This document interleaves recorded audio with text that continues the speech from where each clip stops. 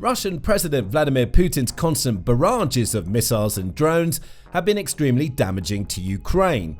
It seems like every week brings with it a new report about Russia launching aerial threats against Ukraine's cities and vital infrastructure. Now, Ukraine has the perfect counter to Putin's constant bombardment: the Raven. Thanks to the UK, Ukraine is about to receive several more Raven air defense systems. Putin is furious. The UK's Raven missiles just made Ukraine untouchable, as Putin now finds himself having to deal with more of a weapon affectionately dubbed Franken-Sam. On May 10, the UK announced that it's preparing to send 5 more Raven air defense systems to Ukraine. These systems have been in Ukraine for several years already, and they've proven themselves capable of tearing through the hordes of Iranian-made Shahed drones Putin has been using against Ukraine. Raven hasn't made headlines like Ukraine's other air defense systems, such as the US-made Patriot. Instead, it's been working away in the background, quietly becoming one of the most important defensive assets Ukraine has at its disposal. How effective? Since it was first deployed in the spring of 2023, Raven has fired over 400 missiles against incoming Russian aerial threats. It's not a perfect system, however, Raven achieves a success rate of around 70%, meaning that 280 of the 400 missiles launched so far have found their target. That also means that nearly 300 of the Shahed drones Russia launches at Ukraine have met their demise at the hands of Raven. Before the latest transfer, the UK had transferred 8 of its Raven systems to Ukraine. The latest batch will bring the numbers up to 13, giving Ukraine plenty more options when it comes to defending its most valuable cities and infrastructure against Putin's aerial assaults. So, Ukraine is set to receive a powerful defensive system. But that raises an obvious question. What is the Raven? Ukraine's secret weapon against Russia's drone hordes is also among the newest and most innovative that it has in its arsenal. A rapid response ground-based air defense system, according to Army recognition, Raven was developed as a hybrid system between 2 older aerial platforms. Most impressively of all, the UK made the system in just 3 months following Putin's invasion to give Ukraine a quick and easy way to defend its airspace. The concept for Raven began life as the UK trying to figure out a way to repurpose its old ASRAAM missiles so that Ukraine could use them from the ground. ASRAAMs are typically air-to-air missiles fired from fighter jets, so this alone marks Raven out as being an innovative weapon. The system was both conceived and developed through a partnership between Task Force Kindred, which is a UK-based defence initiative, the Royal Air Force, Defence Equipment and Support, and a weapons manufacturer named MBDA UK. Together, these 4 organisations came up with Raven as a way for Ukraine to utilise UK ASRAAM missiles that were reaching the end of their lifespans as viable air-to-air missiles. How? To create Raven, the UK needed a reliable mobile launch platform. It chose the Supercat High Mobility Transporter, or HMT 600 series, which is a 6x6 vehicle that's already in use worldwide. With its clever design and off-road capabilities, the HMT 600 proved perfect for Ukraine. It could handle the country's rough and battered terrain, particularly in war zones, and was quick enough to transport Raven to wherever it needed to be quickly. The UK worked in secret to make Raven a reality. By late 2022, after about 3 months of development, the UK ran a series of trials with a new system off the coast of South Wales. Those tests proved the viability of the Raven concept. The UK proved its new aerial defense system was capable of destroying drones, with simulations also demonstrating its ability to hit some types of cruise missiles. With testing completed, 8 Ravens were sent to Ukraine, along with 150 ASRAAM missiles. Ukraine has received more than 250 extra missiles since, and now it has another 5 Ravens on the way. Now that the UK has announced the transfer of these new systems, it's also more willing to lift the veil on how the Raven works. On May 10, the UK's Ministry of Defence published a video to its YouTube channel via Task Force Kindred. In that video, Task Force Kindred military assistant head Colonel Ollie Todd dug deeper into what makes Raven such a unique system.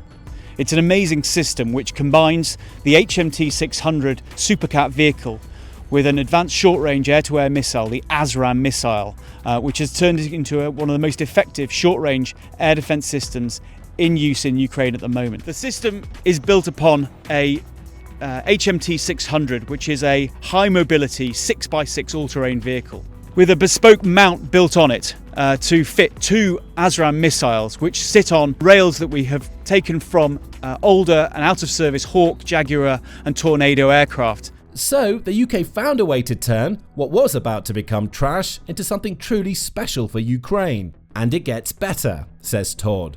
The system can be deployed very quickly, the missiles can be moved into position and can engage targets as required as quickly as possible. The system can be operated from both inside the cab as well as remoted to up to 50 meters away from the vehicle. That gives Ukraine options. If it needs to deploy as quickly as possible against Russia's drones, the HMT 600 Supercat driver can pull up at the appropriate location and launch the system's missiles. But if Ukraine has more time to respond, the vehicle's crew can pull up and get away from the Raven, remotely controlling its missile launches when they're in a safe position. And speaking of controlling the missile launches, the UK has also made that as easy as possible for Ukraine's troops.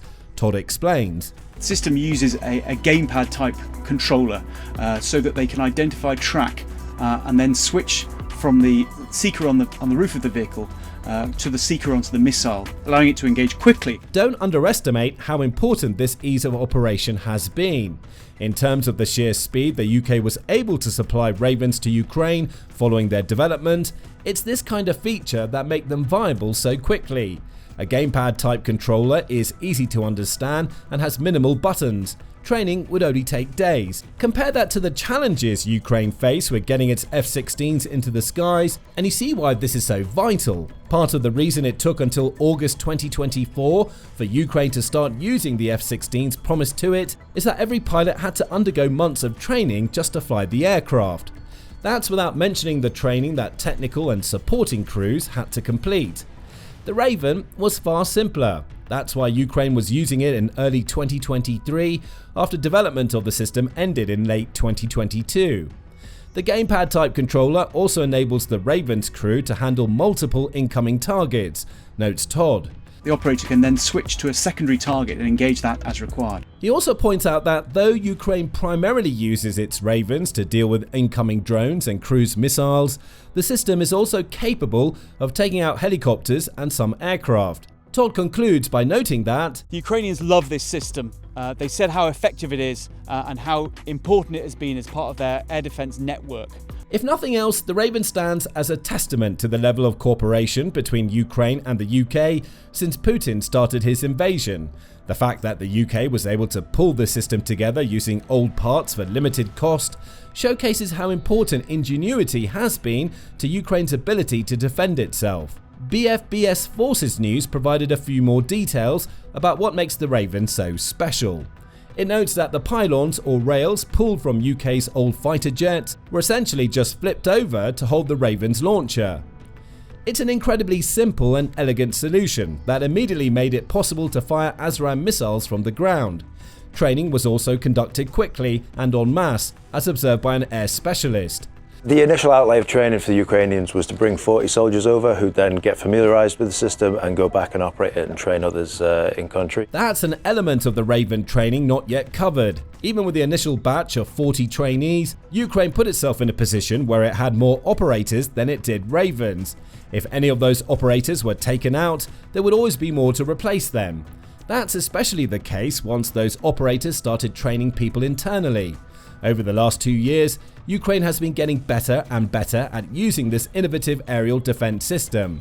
Now, it has more of them ready to take out incoming Russian threats. BFBS also provides more details about the clever way the UK adapted its old aerial platform rails for use with the Raven. You can activate each rail, select whichever rail you want to use. Once it's powered, you will cool the designator head of the missile so it can identify targets, uncage the missile so that it follows the designator.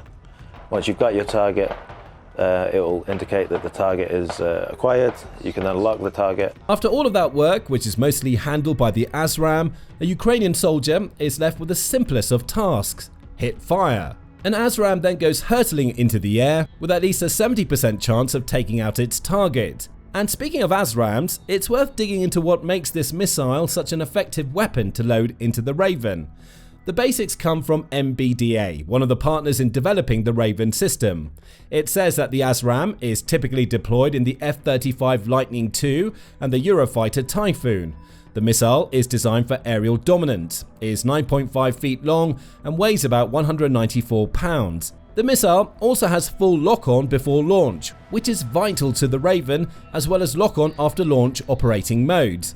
The UK government provides more details, noting that ASRAAMs can hit targets over a range of 15.5 miles. The missile's warhead comes equipped with laser and impact proximity fuses, which allow it to detect when it's close to a target. Those detection capabilities also ensure the missile explodes when it's in a position to cause maximum damage. The missile's 6.5-inch diameter rocket motor also provides the thrust needed for ASRAAM to reach high speeds over its impressive range. And speaking of speed, ASRAAM is able to reach Mach 3, which is far faster than practically any drone or cruise missile Russia could launch at Ukraine. By now, it's clear why Raven is also called Franken-Sam. The system is made up of a vehicle that was never intended to serve as a launch platform, rails and spare parts from out-of-service aerial platforms, a control pad that's been cobbled together to be as simple as possible, and missiles that were designed to be fired from fighter jets. Frankly, the weapon shouldn't exist. It should have been impossible to build. But the UK managed to make Raven in just 3 months, and Ukraine has proven time and time again how effective it is as an air defense platform. In just a few short weeks, it'll have 5 more of these innovative platforms in its arsenal, which leads to another question. What does the arrival of more Raven systems mean for Ukraine? This question can be tackled from multiple angles, though the most important answer is that Raven improves Ukraine's ability to protect its cities from Putin's constant aerial bombardment. Todd points this out when speaking to BFBS. In the summer of 22, we recognised that Ukraine's need for air defence was enormous. They were being smashed and Ukrainian cities were being hit by Russian missiles and Russian drones. They still are. According to the United Nations Office of the High Commission, the period between April 1st and April 24, 2025 alone saw Russia cause 848 verified civilian casualties with these kinds of strikes, breaking down into 151 people killed and 697 injured. That number represents a 46% increase over the figures from the same period in 2024, showcasing that Russia's aerial assaults against Ukraine civilians are only getting more frequent and deadlier. Not that they weren't deadly before. During the midst of that April period, the Kyiv Independent published a list of some of the most devastating missile and drone assaults Russia has launched on Ukraine cities. Putin established terrorizing Ukraine civilians as one of his key strategies early into his invasion, with his March 2022 attack on Kharkiv Regional State Administration building serving as one of the early examples that he wouldn't limit his aerial assaults to military targets. That strike saw 2 missiles hit the building, killing 44 people in the process. In the same month, Putin launched missiles at the Chernihiv residential sector, killing another 47 people. As Amnesty International's Crisis Response Director, Joanne Mariner, said at the time, this was a merciless, indiscriminate attack on people as they went about their daily business in their homes, streets and shops. It was also a sign of things to come. Over the last 3 years, these types of attacks have become the norm. A July 2022 strike on Chasiv Yar killed 46 civilians, including 1 child. Russia lied about the attack, claiming it had killed 300 soldiers when it had actually targeted another peaceful location. A January 2023 attack against a residential building in Dnipro killed 46 again. Uman, which is a pilgrimage site for Ukraine's Hasidic Jewish population that's about 200 miles from Ukraine's war's front lines, was hit in April 2023. The attack, which saw Russian rain down more than 20 of its Kh-101 missiles, killed 23 civilians, including 6 children. October 2023 saw Russia launch an attack at a funeral reception for a soldier in Kharkiv, killing 59. The most recent examples come from Sumy, which Putin is now targeting after supposedly successfully expelling the last of Ukraine's forces from Kursk. After promising an Easter ceasefire, Putin fired a pair of ballistic missiles at Sumy. The attack was the deadliest Russia has launched at Ukraine in 2025, killing 35 people and wounding more than 100. The arrival of more Ravens into Ukraine won't put a stop to these brutal strikes against the country's civilians. Putin will keep launching his missiles and drones, and more civilians will die.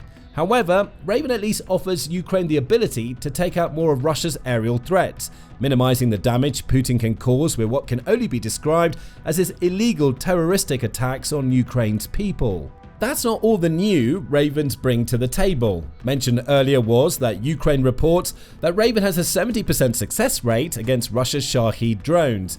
That success rate is only going to grow more important as Putin relies ever more heavily on unmanned aerial vehicles, so he doesn't have to burn through Russia's missile stockpiles. Russia is using Shahed drones in record numbers, as implied by the higher death toll from Russia's aerial attacks seen in April 2025. Zelensky pointed this out himself, claiming that Russia has ramped up drone strikes on Kyiv and the rest of the country, while decreasing the use of more powerful and harder to intercept cruise and ballistic missiles. On the one hand, this is good news for Ukraine. Putin cutting back on missile usage suggests that Russia is starting to run low.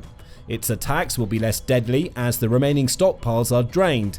But on the other hand, Shahed drones are cheap to build and can be effective when there are no deterrents in place. Though created by Iran, Russia is now in a position where it can build Shahed drones itself. That's precisely what Putin has ordered. Russia built 6,000 of these drones in 2024 and aims to massively increase those numbers this year. By the end of 2025, Putin intends to have around 100,000 Shaheds he can launch at Ukraine. Ravens will be one of the main forms of defense Ukraine has, especially if Putin uses these drones to target civilians. Putin seems to be indicating that this is his plan. For instance, the Sunday after Russia's supposed Victory Day parade ceasefire, which ended on May 10, saw Russia launch 108 drones at Kyiv. Around 60 of them were shot out of the skies. Perhaps the numbers would have been higher if Ukraine's new Ravens had arrived a few days earlier. While that can't be said for sure, the new Ravens, along with every ASRAAM missile the UK delivers, will likely reduce the impact of Putin's increasing reliance on Russia's drone army. The transfer of more Ravens to Ukraine also sends a clear message to Putin. The UK stands behind Zelensky and his country's brave soldiers. 5 new Ravens are only the start of that support. Since Putin invaded Ukraine, the UK has delivered around $23.7 billion of financial aid to Zelensky.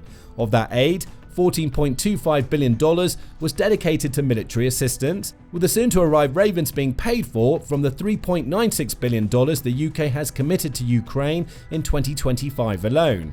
On top of that, the UK government has provided a $2.98 billion loan to Ukraine using the proceeds from frozen Russian investment in the British pound.